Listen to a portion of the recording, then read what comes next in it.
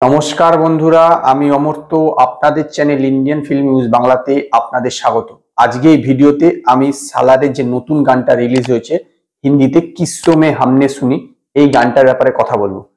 এই গানটা না থ্রু আউট কি বলুন তো একটা জোশের গান, এবং এই গানটার মধ্যে দিয়ে একটা গল্প বলা হচ্ছে। আমি মোটামুটি যা গানটা ভালো করে ব্রেকডাউন করে যা বুঝলাম, যে গানটায় এরকম বলা হচ্ছে যে একজন, আমরা মানে গল্পে শুনেছি যে একজন অসুর ছিল, তারপর তাকে মারতে একজন নায়ক এলো। তারপর সেই নায়ক সেই অসুরকে মেরে আপনার সেই মানে দানবের মতন হয়ে গেল, দানবের মতন হয়ে গেল, সে প্রতিশোধের আগুনে জ্বলছে। তো এখানে এই যে এখানে শ্রুতি হাসান এবং অন্য একজন আছেন, তাদেরকে বলা হচ্ছে যে এটা একটা দেখাচ্ছে যে একটা স্কুলের ক্লাসে বিজয় বলে একটি ছেলেকে গানটা করতে বলছে। তো সেই গানের মাধ্যমে সে এই কথাটা বলছে পুরোটা।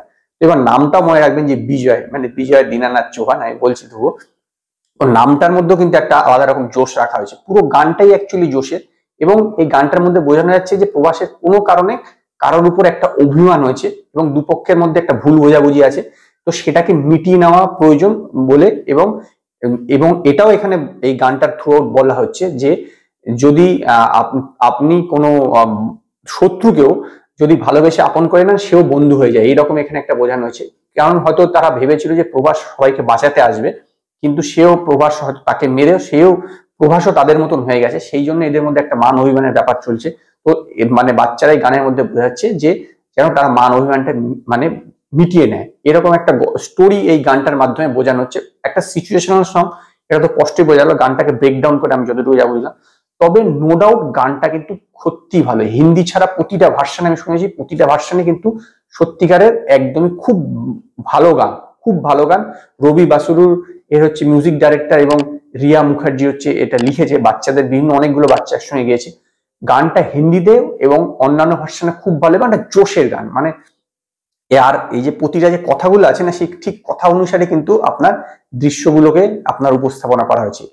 এই সিন, এই একই জায়গাতে একই ইসে মানে সিন গানের সঙ্গে সঙ্গে ম্যাচ খেয়ে যে সিনেমায় থাকবে এরকম জানি না, কিন্তু গানটাকে এইভাবে তৈরি করা হয়েছে, মানে আমাদেরকে দেখানো হচ্ছে এটা কিন্তু একদম সিচুয়েশনাল, দুর্দান্ত ভাবে প্রতিটা কথার সঙ্গে সঙ্গে প্রতিটা আপনার যে সিনকে কিন্তু ভালো ম্যাচ খাইছে। নো ডাউট খুব ভালো করে প্রশান্ত নীল কিন্তু এই মানে এই গানটা আজকে রিলিজ করে নো ডাউট কিন্তু হাইপটা কিন্তু আরো বাড়িয়ে দিল। এমনিতে তো যেরকম সালারের যা ক্রেজ, প্রচুর অলরেডি আপনার 35 কোটি ছাড়িয়ে গেছে অ্যাডভান্স বুকিং। কোন জায়গায় শেষ করবে আমার তো বিশ্বাস যে লিওর যে 45 কোটি টাকা 46 কোটি টাকা অ্যাডভান্স বুকিং আছে ডে ওয়ানে, সেটাকেও মনে হয় আমার ধারণা পেরিয়ে যাবে। কারণ ক্রেজটা এরকম লেভেলে হচ্ছে। যেরকম ভাবে আগে শোনা গিয়েছিল যে হয়তো সাউথে পিভিআর আইনক্স রিলিজ করবে না, কিন্তু এখন তো কালকে এটা রিপোর্ট দিয়েছে যে না, এটা করছে। তারাই অফিসিয়ালি জানিয়েছে যে এরকম একটু সমস্যা হয়েছিল, কিন্তু সমস্যা আশা করি মিটিয়ে যাবে এবং এটা রিলিজ করবে। তো আমার ধারণা এটা মানে কি বলবো, না একটা ইন্ডাস্ট্রি ব্লকবাস্টার হতে যাচ্ছে নো ডাউট। আমার ধারণা যে সালার সিনেমাটা যেরকম ভাবে হাইপ দিচ্ছে, যেরকম দেখাচ্ছে, স্টোরিটা একটু যদি ভালো হয়ে থাকে তাহলে কিন্তু একদম বলতে পারেন ফাটিয়ে দেবে। ডাঙ্কির চেয়ে এটা অনেক দূর যাবে, আমার এটা ব্যক্তিগত মতামত। তো যাই হোক, এই গানটা কিন্তু খুব ভালো লেগেছে, এবং সেই কারণে আমি এই গানটাকে 5-এর মধ্যে 4খানা স্টার দেবো।